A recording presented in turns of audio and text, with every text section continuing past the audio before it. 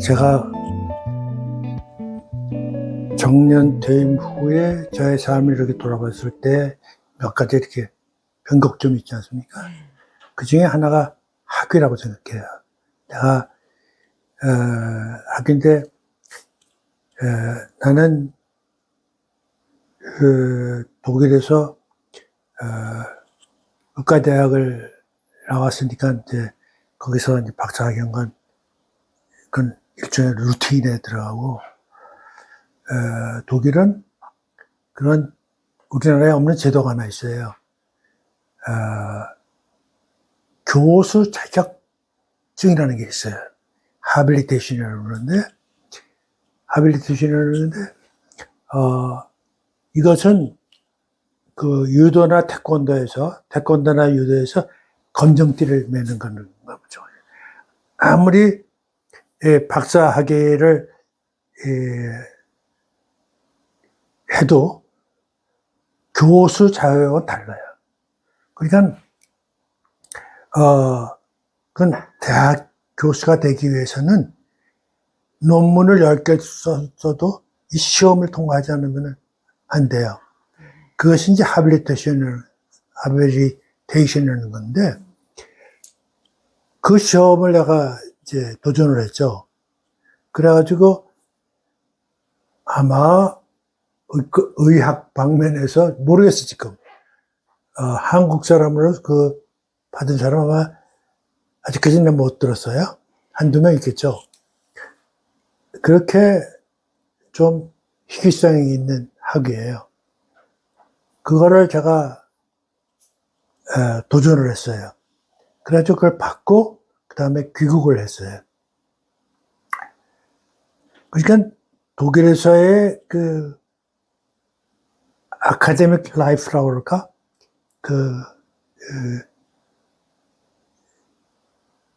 학술 세계라고 그럴까? 그 독일의 학문적인 연관성은 예과 1학년부터 시작해가지고 그걸로서 종지부를 끊고 그게 이제 17년 걸렸죠. 그래가지고 제가 귀국을 했거든요. 그런데 제가 이제 의과대학 다닐 때 피부과 강의를 듣는데 하루는 강의 끝나고 맨 마지막 날 우리는 피부과를 이제 한 학기 동안 배우는데 독일은 피부과를 갖다가 1년간 배워요. 2학기에 걸쳐서. 그런데 그 강의 끝나는 날, 그러니까 학기 말이죠. 끝난 날 그 피부과의 주임 교수가 세계적으로 유명한 분이에요. 마션린이라는 세계 피부과 학회 회장도 지내시고, 그분이 그동안 1년 동안 열심히 공부했으니까 이제 그 특강을 해주셨어요. 저 이제 무심코 들어갔었죠. 들어갔는데 이분이 강의가 뭐냐면 예술품에 나타나는 피부병이에요. 그래가지고 그리스 시대부터 로마 시대 그 현대에 이르기까지 예술품에 나타나는 피부 증상을 이렇게 보여주세요. 그때 제가 굉장히 감명을 받았어요. 야, 예술을 저런 방향으로도 볼 수 있구나 하는 내 시각이 넓어지는 느낌을 가졌거든요. 그 당시에 제가 이 본과 3학년 말이니까는 피부과를 하리라고는 생각도 안 했어요. 그때는. 그러다가 그 강의를 들은 이후 내 피부과와 아무 관계없이 미술관을 난 늘 다녔거든요. 다니면서 보면 사진을 찍었어요. 이거 사진 찍고, 저거 사진 찍고, 이렇게 기록하고. 그러면서, 자, 가는데, 이렇게 시간을 보내다가,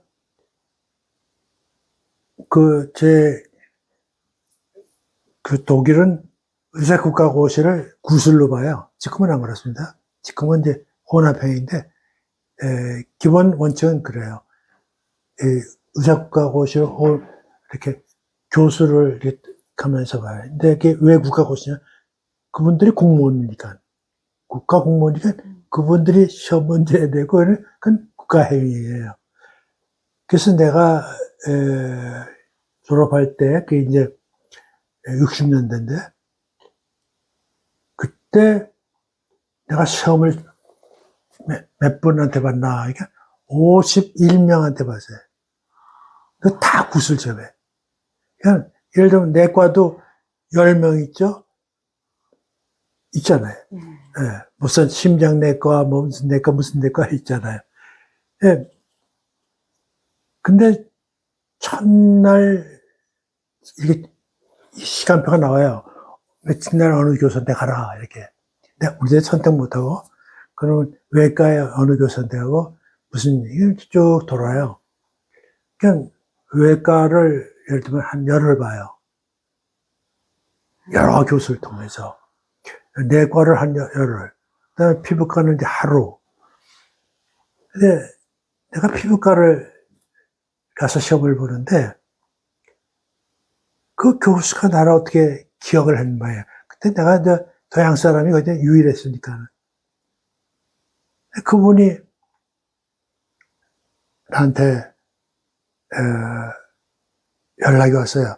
커피 한 잔 마시러 오라고.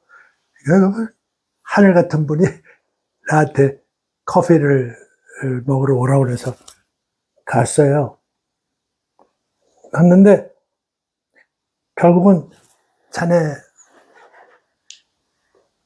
요즘 뭐 하나? 그래서 뭐 이렇게 지금 인턴으로 지내고 있습니다. 그러니까 그건 앞으로 뭘 하고 싶나? 그래서 내가 저는 앞으로 내과 속으로는 이제 간계통을 하려고 그랬어요. 저희 선친이 간암으로 돌아가셨어요. 그래서 간에 대해서 공부할까? 그렇지 않으면 생화학, 그 기초학교에서 생화학을 할까 좀 고민 중에 있습니다. 그랬거든. 그러지 말고 나한테 오게. 이렇게 말씀하시는 거예요. 그건 뭐, 교수가 오라고 그러는 건 근데 대단한, 내가 가서 제가 좀 문화에 들어가게 좀 허락해 주십시오가 아니라 선생님 오라고 그래요. 그래서 정말 놀랐어요. 그래도 자존심을 위해서 2, 3일 생각해 보겠습니다. 그리고 이제 3일 후에 좀 있어서 가겠다고 말씀드렸죠. 그게 이제 내가 피부과하고 인연을 맺는데, 그러면서 그 학생 때 예술표현에 나타난 피부병에 대해서 강의 들은 것도 있고, 그래서 제가 그 이후로 미술관 다니면은 그저 사진 찍고 그랬거든. 그래서 좋은 사진기도 구해가지고 촬영기도 그래가지고 그렇게 자료를 모았어요. 자료를 갖다가 좀 조직적이라고 그럴까 차근차근 해서 많이 자료를 모았어요. 갑자기 이제 한국에서 연세대학에서 주임 교수로 오라고 그러니까는 이제 거기서 이제 한 매듭을 짓고 다음 매듭을 한국에서 이제 해야 되겠다 하는데 그때가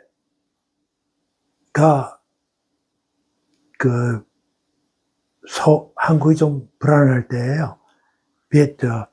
베트남이 망하고 그럴 때거든요.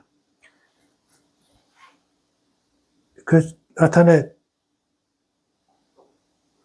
많은 기반 어른들이 너 들어오지 말아라. 독일에서 정착하라. 또 독일의 교수께서도, 제 주임 교수죠. 스승께서도 더 독일에 있어라. 이런 말을 들었는데, 제가, 남의 말을 듣고 독일에 있느냐, 귀국하냐, 이걸 결정한다는 게 내 논리적으로 맞지가 않아요. 그래서 내가 가서 1년간 한국에서 생활하고, 그 다음에 결정을 하겠다는 속은 마음을 가지고 귀국했어요. 귀국하면서, 이제 귀국한다 생각하니까 참, 한국 가면, 동양화, 찬찬히 아름다운 그런 동양화는 많은데, 피부병이 있을까? 피부병은 이제 이게 못 보겠지. 그게 하나의 귀국하면서 아쉬움이었어요, 나한테. 그래가지고, 귀국한 지 얼마 안 돼가지고 내가 국립박물관을 갔어요. 국립박물관에서 한 바퀴 뺑 도는데, 초상화가 나와. 조선시대 때 초상화. 그래서 그 본능적으로 초상화니까 자세히 보니까, 이게 피부병이잖아요. 그래서 얼마나 내가 놀랐는지, 아쉽다고 생각했는데 그게 딱 나와요. 그래가지고 제가 염치불구하고 그 박물관 사무실로 들어갔어요. 가지고 하기관을 좀 만나자고. 하기관을 만나가지고, 지금은 그분하고 나하고 가깝게 지내는데, 하기관에서 이게 이런 걸 내가 봤는데, 이거 너무나 놀라운 거니까, 혼이 있는데요, 그래. 그 양반이.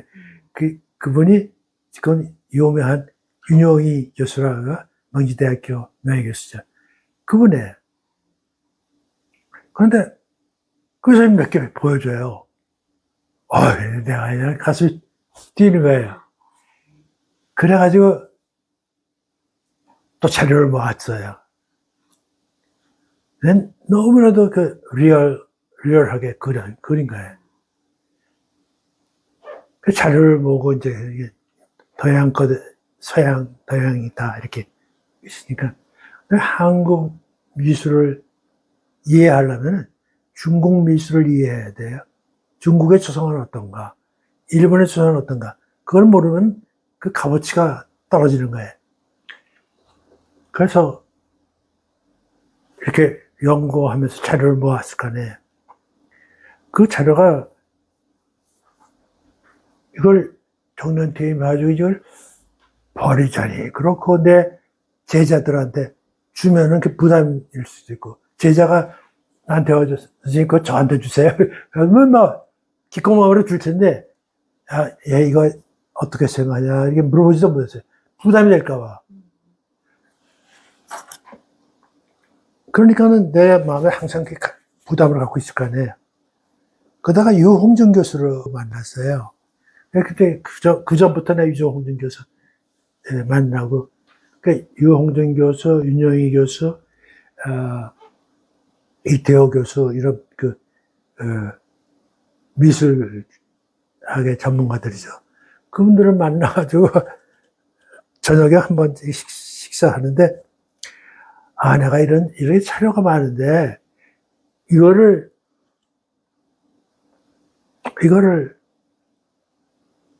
어떻게 처리를 해야 될 텐데, 누구한테 누가 달라면 주겠는데, 참 이게 걱정이다 했더니, 유홍준 교수가 있다가, 그거, 우리 대학원에 와서 학위 논문으로 정리하세요, 그래요. 그가 어떻게 내가 대학원에 다시 들어가나 하는 생각 때문에. 그런데 또 생각해보니까 그게 하나 해결 방법일 것 같아요. 그전에 나를 꼬시느라고 뭐라 그러냐면은, 유홍준 교수가 잠깐 줄 테니까 들으라고. 저희 원래 세계적으로 그래요. 박사 학위를 하나 갖고 있으면요, 두 번째 박사 학위를 할 때는 많은 걸 면제해 주세요. 근데 명지대학에 갔더니요, 글쎄 영어 시험을 봐요. 내가 세계 피부과 학교 회장이었는데, 네, 작은 학교였지만, 내가 국제적으로 왔다 갔다 하던 사람인데, 나보고 영어 시험 보래요. 그래서 영어 시험도 봤어요. 나중에 내가 얘기를 했어요. 내가 먼저 말하면 내가 그 시험 보지 말라고 보기 싫어서 그러는 것 같아서 내가 시험은 해봤다. 합격했다. 근데 어떻게 나한테 영어 시험을 보라고 그러냐? 에? 첫째는 학위를 하나 갖고 있고, 독일의 그 하빌리테이션 학위를 갖고 있고, 그 다음에 내가 세계 학회에 돌아다니면서 내가 강의하는 사람인데, 그랬더니 규정은 규정이다. 그리고 장학금도 안 줘. 꿀꺽 한 거야. 그래서 난 5년을 대학원 다니는데 우리 집 사람이 장학금 받았어요. 우리 집에 장학금 받으면서 했는데, 그런데 내가 지금 생각하면 가장 내가 잘한 것 중에 하나가 4년여를 내가 이렇게 원래 또 대학원 과정 2년이에요. 나는 4년 다녔어요. 왜냐 들어가니까 뭐라는 박사학위를 갖다가 선생님 할 수 없는 게 뭐냐? 전수 과목을 해야 되는데, 전수 과목. 그게 다, 석사과정 안에. 그러니까 내가 석사과정 다 했어요. 석사과정 안에 박사과정까지 다 했어요. 근데 이제, 일주일에 2번, 3번 나가야 되잖아요. 그럼 내가 그때 청담동에 사는데, 청담동에서 저 명지대까지, 홍제동 저 뒤까지 가서 다녀야 했는데, 일주일에 3번 나가서 이제 밤에 야간 시간을 다녔는데, 가니까는 박사, 석사 과정을 같이 공부하는 사람이요. 80%가 여자예요. 그 다음에 80%가 30대 아닐 거네. 근데 나는 그때 70대거든요. 내가 누구라는 거 다 알아. 그러니까 내가 전직이 뭐라는 거 다 알아요. 그러니까 강의 시간에 가가지고 졸을 수가 있어야지. 그리고 내가 두 번째는 내가 늦게 들어갔다가 빨리 나오고 그러면은 막 건성건성 하고 있는 다음에 박사학위 받았다고 그럴 거 아니에요. 그러니까는 내가 맨 먼저 가서 앉고 맨 뒤에 앉고 졸지 못하고 그러면서 이제 4년을 보냈어요. 근데 내가 그 4년이 그렇게 좋았던 게 내가 미술에 대해서 뭐 이것저것 뭐 고등학교 때부터 배운 거에 읽고 보고 한 게 많이 있을 거 아니에요. 근데 강의를 4년 동안 들어보니까는 결과가 뭐냐면 모든 게 이렇게 너저분하게 있던 게 다 꼬여요. 줄 생겨, 족보가 생기더라고요. 그래서 내 지식이, 얘 참 석사 박사학위가 그래서 난 참 더 큰 도움이 됐다. 이런 생각을 갖게 됐어요. 그래서 하나도 후회라는 건 없고 참 좋은 좋은 시간을 보냈다. 그래서 이제 논문을 쓰게 되는데 이제 내가 가장 자료가 많은 한국 조선시대 초상화. 근데 그게 조선시대가 명나라보다 약 한 100년 후 아니에요. 명나라가 나오고. 근데 이게 참 신기해. 이 초상화다운 초상화가 나온 게 명나라 때 시작해요. 그게 이제, 당태종왕, 당태종왕이 아니라 죽은 주원장. 이게 명나라를 세운 주원장의 초상화가 처음 생겨요. 그리고 그 100년 후에 조선이 생겨서 그게 초상화다운 초상화가 나오기 시작해요. 그게 우리 조선에 그 개국한, 이성계에 추상화가 나오는 거예요. 그 전에는 벽화도 이렇게, 그건 추상화가 아니거든요. 벽화지. 근데 추상화라는 것은 누가 그렸고, 누가, 피사인이 누군지, 그걸 정확하게 알잖아요. 그게 추상화. 그러니까는, 500년, 조선조 500년 동안에 그걸, 그 전통의 시작을 해가지고, 끝을 봤잖아요. 이게, 508년 동안에 그, 아주 꾸준하게 했는데, 이게 조금 옆으로 나가지만, 조선 추상화의 특징이 있어요. 중국 추상화만 해도요, 시작은 이렇게 했는데, 나중엔 엉망이에요.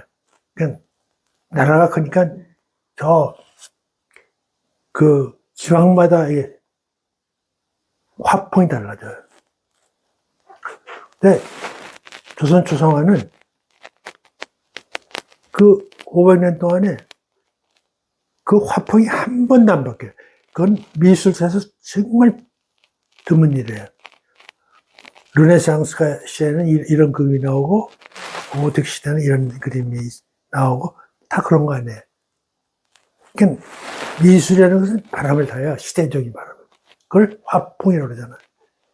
근데 조선시대에도, 이런 다른 데에서는 이런 변화가 있는데, 이 초상화만큼은,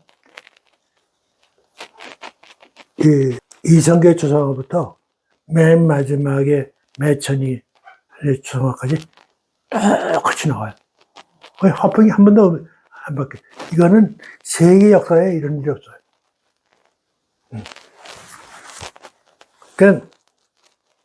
그런 걸 이렇게 공부하면서 터득하는 거예요.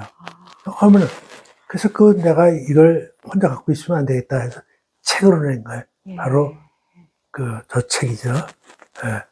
조성화의, 네, 그런 인연이 있었는데, 아까도 잠깐 말했지만, 대학원 다니는 게 그렇게 좋았어요. 내가,